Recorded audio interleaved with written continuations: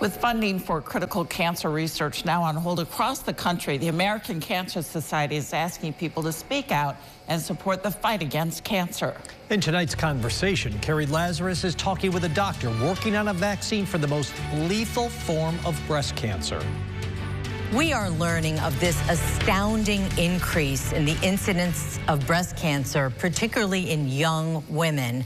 And very often, the diagnosis is triple-negative breast cancer, which tends to be very aggressive. Your company is working on a vaccine that could end this type of breast cancer. We're working with the Cleveland Clinic to develop a vaccine that targets initially triple-negative breast cancer, but also, we believe, other types of breast cancer. We're in the early stages of a clinical trial.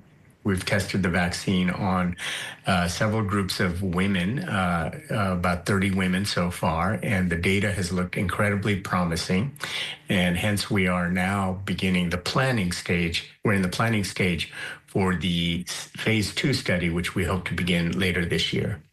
How do you know, Dr. Kumar, when a vaccine that's experimental appears to be effective? And I'm sure you're interested in the safety profile as well.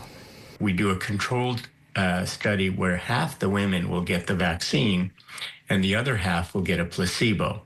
And the response in the vaccine group versus the placebo group will tell us whether the vaccine is 50% effective, 60% effective, or 100% effective, which is what we saw in the animal studies.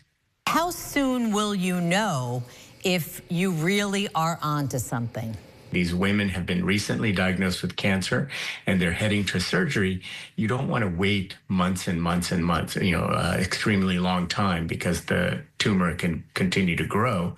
So we will know within a matter of weeks to maybe 6 to 8 weeks, maybe 2 months, whether the vaccine is having an impact in this particular situation. Wow. How long do you think it could take before this vaccine that you're working on becomes widely available?